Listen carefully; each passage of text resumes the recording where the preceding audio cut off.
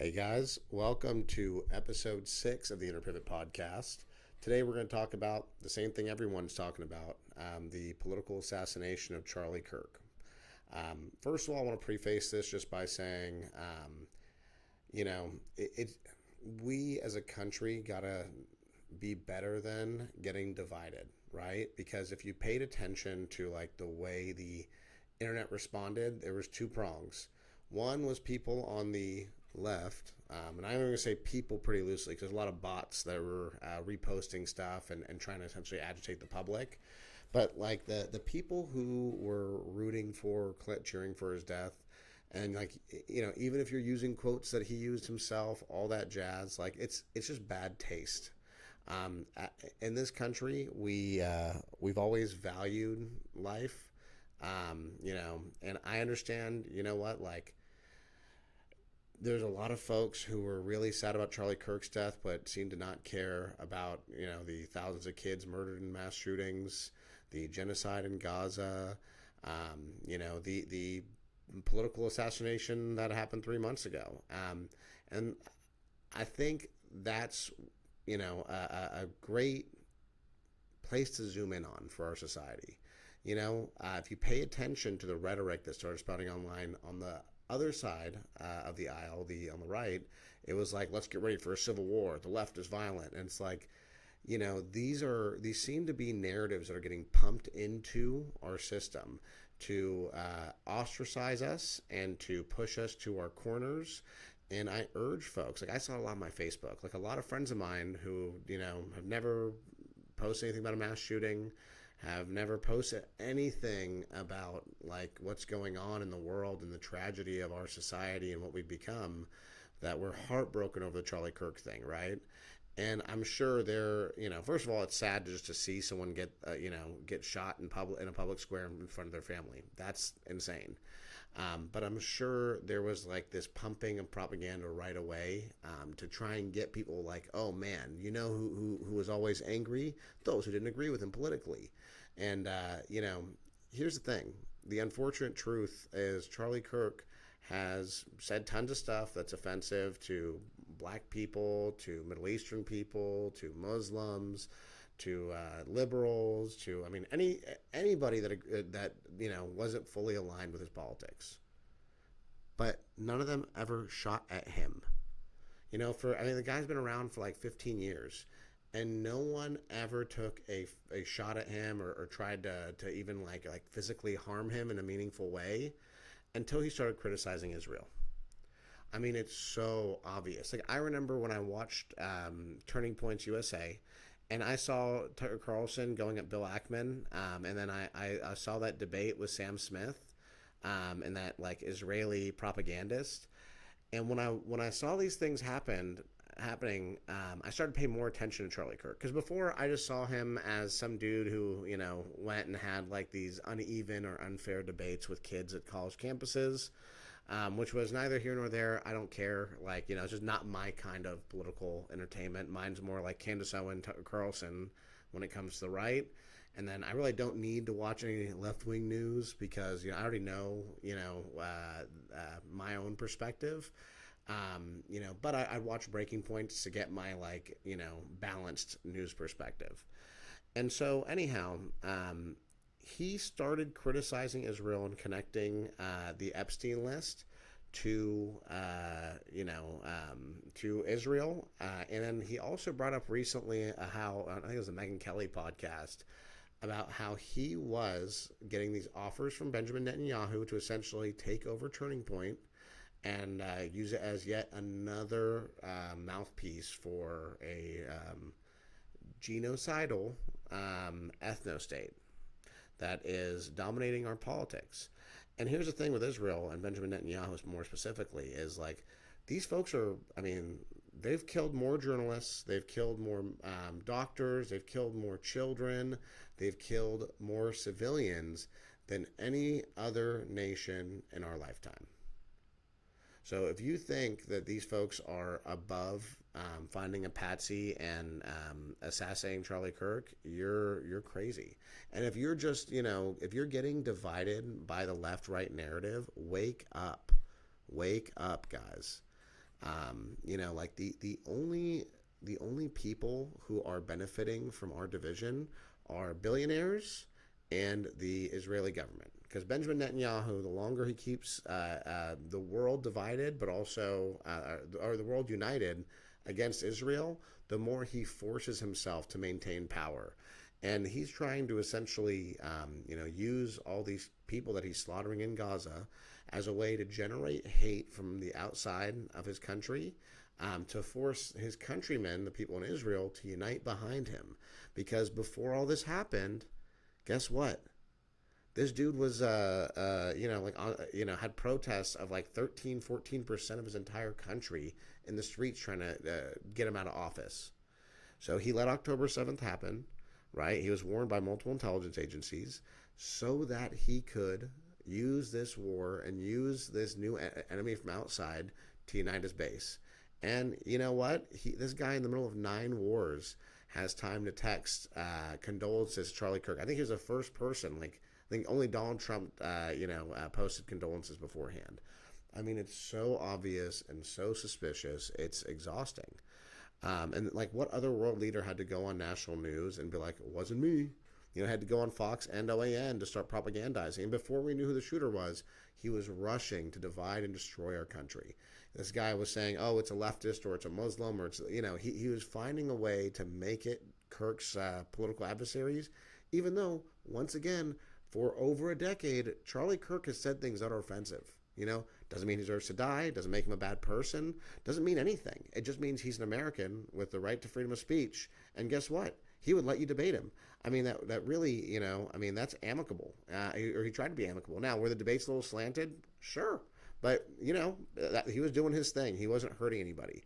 That being said, when he started to wake up about the Israel thing, when he started to connect it to Epstein, when he started to, when he let Tucker Carlson say that you should lose your citizenship if you serve in the Israeli military, which I agree with completely, I knew, something was changing in Charlie Kirk. And they had that debate with Ben Shapiro, or not debate, I guess, that episode of Ben Shapiro, where you could just tell something weird's going on in the background. Like, Charlie Kirk was getting more and more afraid, and he even talked about all the threats he was getting on a couple podcasts. So, anyhow, there's one more thing that drove me crazy. Ben Shapiro said, I will pick up the bloody mic and continue his legacy. So just notice, less than 24 hours later, you've got, Israel First, Ben Shapiro rushing the stage, rushing to take over Turning Points. Why? Why do you think Ben Shapiro wants to take over Turning Point? Because he's Israel First propagandist for Netanyahu. And they want that platform because it helps them control the youth. And I think Charlie Kirk was looking at, I remember at Turning Point USA, he did this thing where he just surveyed the people in the room. He was like, hey, what percentage of you think Israel had something to do with Epstein? And he had them raise their hands. And even he said about 50%. So people are waking up. We're hitting this critical mass. And Benjamin Netanyahu, AIPAC, and the billionaires who control our country all benefit from us being divided. That's why your social media is being flooded with, people rooting for Charlie Kirk's death, and also people, trying to dox those other folks. Which, the guy who died said offensive stuff all the time. He was all for freedom of speech. So, I don't understand the notion of trying to police other American speech. It seems like you're spitting in the dude's legacy. And at the same time, if we just ignore the things that led up to his death and let him be a martyr for the left-right civil war that Israel's trying to start in America, shame on us. This dude was waking up to the Epstein files. He was waking up to what Israel's been doing to this country for decades. You want to know why we have wars in the Middle East? You want to know why, the Israelis were stoked about 9/11? It's because they're the only benefactors from us sending our young men to go die in wars in the Middle East. We're in debt up to our eyeballs as a nation because of Israel. And you know what? For years, I've been real comfortable in life, so I haven't really talked about this stuff a whole lot. But now I'm losing my mind. I have a kid, And like, I can't imagine the idea of raising in a world where we don't bring people from the Epstein list to justice. We let Israel murder 600,000 people right in front of our eyes. And then, do like a human sacrifice with Charlie Kirk to replace him with Ben Shapiro. Like, it's either we wake up right now or we stay asleep and we let this country become a authoritarian police state ran by PDF files.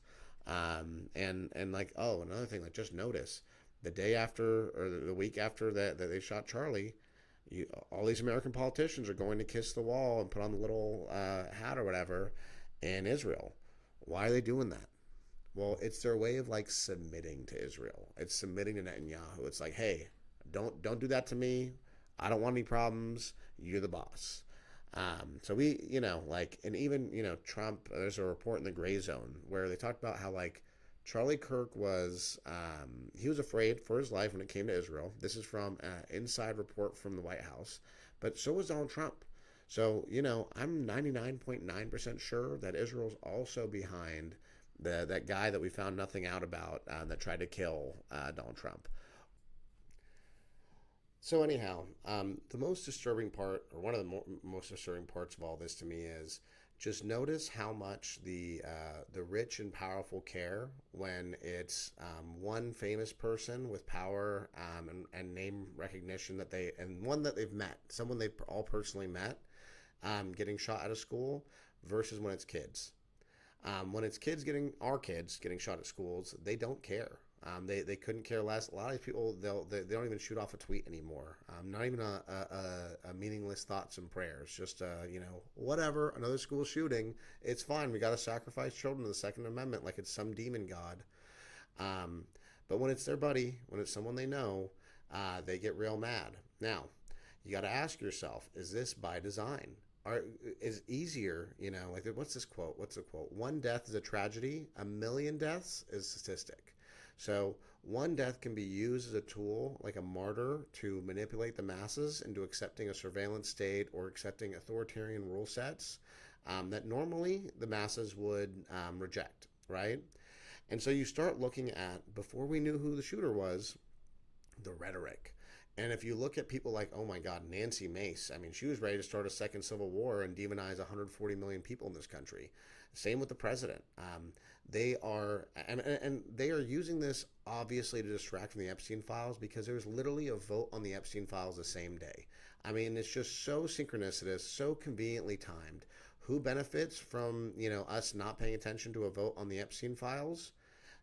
Benjamin Netanyahu and the Israeli government, obviously, and a bunch of rich billionaire pedophiles.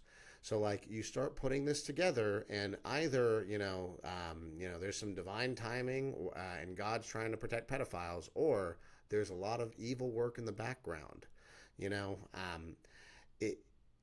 There's this quote from the Bible. I'm butchering it a little bit, but what you do unto the least of my brethren, you do unto me, right?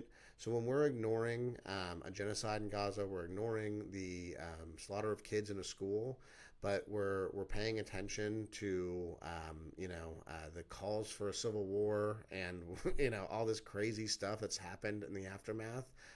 You got to ask yourself, why is it that we've been trained this way? Why is it that the social media algorithms that we have went right to work synchronicitously from the moment it happened? They were just like, oh, you know what, we're going to make this go viral, and then we're going to pick the most crazy versions of the extreme on the left and the right, and we're going to use those to brainwash the public. There is a push to make this country fall into a civil war, and I don't want to raise my kid in that situation. I lived in Lebanon for years. I actually was bombed by Israel, not me, targeted or whatever, but I lived in a country where, in Lebanon, when I was 12 to 17, I'd moved there from Orange County. And in Orange County, I grew up around a lot of, Christian conservative friends who were definitely Zionists, and who, this is during 9/11. My family was Muslim, and I would, talk crap to them about their religion. I hated my own race and religion because of all the propaganda in the aftermath of 9/11, right? And then I went to Lebanon, and like I didn't know what Lebanon would be like. It was just my mom told me, "Hey, we're moving to Lebanon. It is what it is." And like I thought I'd go there and it'd be like camel traffic or something, but then everything else would be kind of like America. Little did I know I was stepping into a nation that was locked into sectarian conflict almost constantly. And then, like a month into moving there, Israel and Hezbollah went to war. And I remember like the first few days it happened, I was like, well, I was telling my grandparents and my cousins, like, even now I'm embarrassed that I said this stuff, but I was like, well, you guys probably deserve it. They're the good guys. And in my head, the good guys had M16s and they had jets, and the bad guys had towels on their head and AK-47s.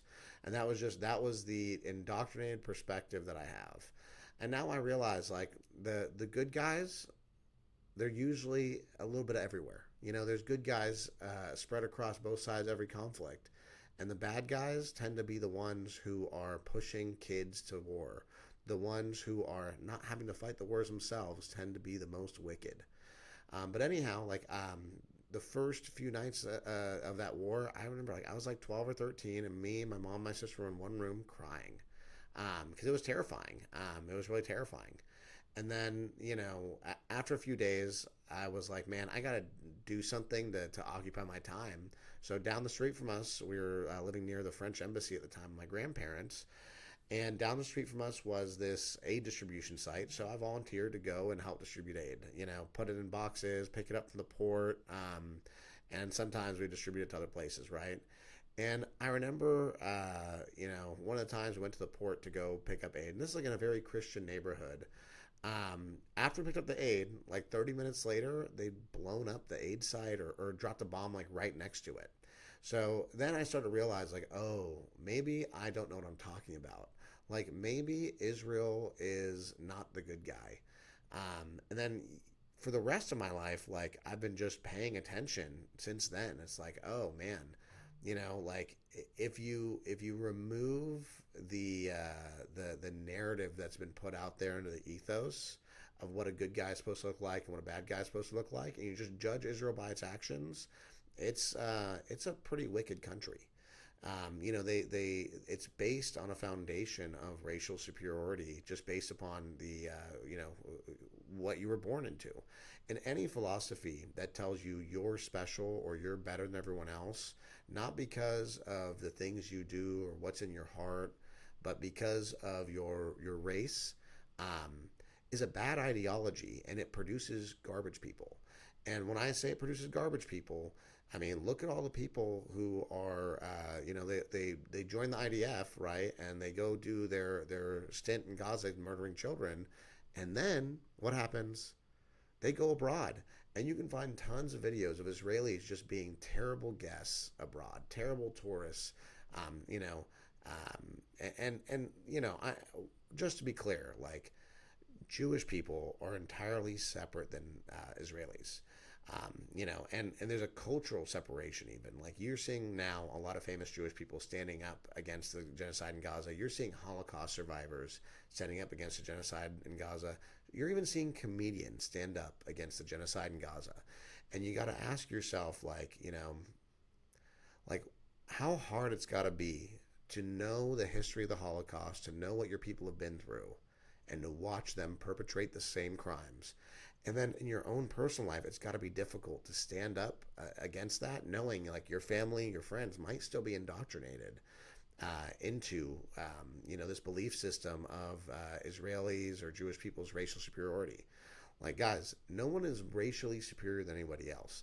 A lot of what makes someone better than another person is how much are you of service to the world around you? How do you treat others when no one's looking? Like these are the things that matter. In your heart, when you look at someone different than you or the same as you, do you try to love them? Like I know for a long period of my life, when I was younger, I was more like angry and easy to divide and all that. But as I've grown older, the greatest piece of wisdom I've learned is to cultivate love for everyone. And then having a child totally changes it and takes it to a new level, because like now when I look at another human being, I don't just see them as another grown-up. I see them as I would see a child. Like I try to see them as their parents would see them, like and cultivate that level of love and compassion for others. Um, and in my own way, like that's the best way to follow the philosophies that touch my heart, from the teachings of Jesus to the Tao Te Ching to Buddhism. Like that's cultivating love and appreciation for the stranger is the sweetest and best thing you can do. But that being said, I'm getting off the rails here, like I tend to do. I really hope we can use this moment to wake up, and I'm seeing it with, like, on my own feed a little bit, but maybe mine is biased, because maybe the algorithm knows what I want. I want us to unite against the billionaire class, against APAC, against Israel's influence, and on top of all that, against everyone on the Epstein list, including the president. And I want us to be able to create a world that we can be proud of. Because right now we all I don't know anybody who's proud of the world the way it is, but we're blaming everyone around us. That's the difference. Right now, everyone's blaming. Like, if you're a leftist, you're blaming the left. If you're a right wing person, you're blaming. Or sorry, if you're a leftist, you're blaming the right. If you're a right wing person, you're blaming the left. But like those things don't actually exist.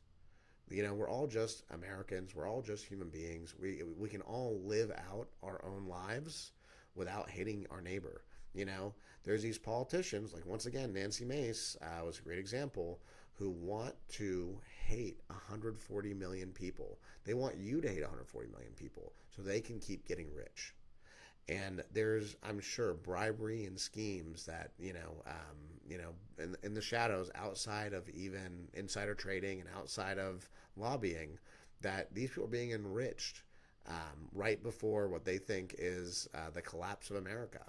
And the only way, I think, to stop our country from collapsing onto itself is for all of us to wake up and stand up together. Like, my dream would be for us to be, like, marching on DC for the release of the Epstein list and the arrest of everyone involved, but also the redistribution of their wealth. Because here's the other part of this situation is, like, right now, the new tax laws that were written have made it even easier to live off of the interest off of your money. So if you're a rich guy and you've got $10 million in the bank, you pay no taxes on the interest on your money. You pay no capital gains tax. Well, guess what? When you have a bunch of people, not even a bunch, a very small group of people hoarding 50, 60% of the wealth, they're not spending their money. They're spending the interest earned on their money. They're not paying taxes because their money's in assets. So they're just paying the interest on loans they take against their, for example, a margin loan against their whatever stock portfolio. Which, if you have $1 million in stock, for example, you can take a margin loan, which is just an interest only loan, against that stock, right? So you can take $1 million out of that stock. Instead of having to make the payment that includes the $1 million you borrowed, you just pay the interest on it. And that's how a lot of rich folks live. And then when they die, the money that they've collected ends up going to, or the money that they've put in stocks ends up going to their children at a new cost basis. So whenever they die, if that $10 million turned into $100 million, the new taxable cost basis for their children is $100 million. So they wouldn't pay taxes on any of the gains. Well, that money comes from somewhere. The taxes that go unpaid and the money that's grown comes from us. So those of us who work for our living pay all the taxes in this country. And they want to demonize the poor and demonize the homeless. Like, I saw on Fox News the other day, the day after Charlie Kirk's assassination, that, like, there's this dude on Fox talking about how we should euthanize by force the homeless. We should kill someone for being homeless. They said that on Fox News. The guy didn't get fired. I think he apologized today, but, like, this is 2 days ago. So just think about that. If they're super rich and famous like Charlie Kirk, we should mourn their death. If they're homeless and poor, we should kill them. That's what they're fucking saying. And once again, I'm not criticizing anyone who feels bad for Charlie Kirk dying. Like, even myself, as someone who I didn't agree with 90% of the stuff he said, I was, the day after the same day he got assassinated, we were giving my son a bath, and I'm looking at my son, and we're laughing, and we're playing, and I started to tear up because I thought, man, like, you know what? Like, bath time of the Kirk household tonight, probably very difficult. Probably, like, even now, like, I get teary-eyed just thinking about it because, like, dude, that guy's kids were too young to comprehend what happened. And you know, that's the situation our world puts a lot of children in. They're too young to comprehend the savagery and brutality that we have, formed into what we call a society. And like, it doesn't have to be this way. But we're not going to change it with Donald Trump at the helm. We're not going to change it with Chuck Schumer at the helm. All of these people need to get out of office. If they're taking money from APAC, get them out. Like, what's that guy? This guy, Republican politician, something Mass. I think it's Thomas Mast or something. He served in the Israeli military. Uh, he put forward two bills that are, I mean, this guy should be in prison just from putting these two bills forward, even. One was to give U.S. Or Israeli soldiers who are U.S. citizens the same benefits as U.S. soldiers for joining the Israeli military. So this nutcase wants to give a foreign country's army soldiers the same benefits that we give our own soldiers. Crazy. And then guess what? This sociopathic nut job decides, you know what? That's not far enough. We should take citizenship away from people who criticize Israel. Like, this is I mean, he wants to violate your First Amendment for a foreign government. If that's not a spy, I don't know what is. I really don't. If that's not someone who sold out the country, I don't know what is.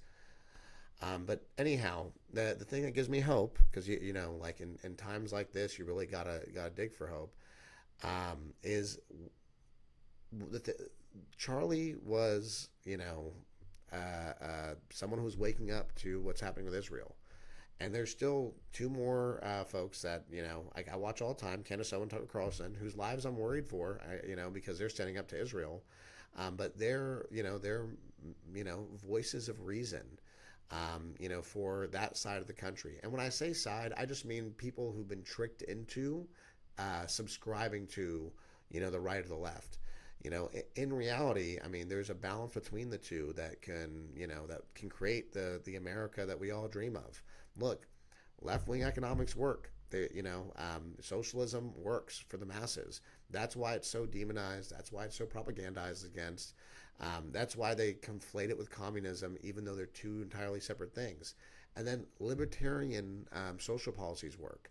Live and let live. Mind your business. If someone's not hurting anybody, let them do their thing, especially as long as they're an adult.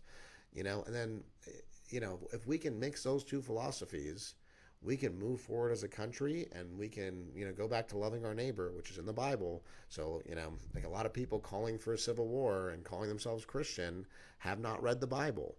It blows my mind. But where in the Bible does it say to start civil wars? Because the actions of one person in a nation of 140 million or 340 million people. Anyhow, guys, hopefully this is the turning point for America.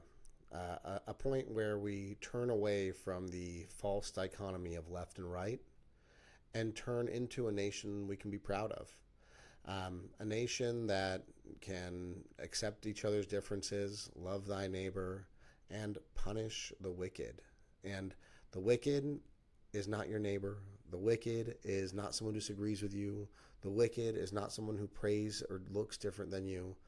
The wicked are the people on the Epstein list. The wicked are the people buying up news networks to propagandize for Israel and to whitewash a genocide. The wicked are the same people who are behind the military-industrial complex that have constantly pushed for us to ignore mass shootings so they can keep selling guns.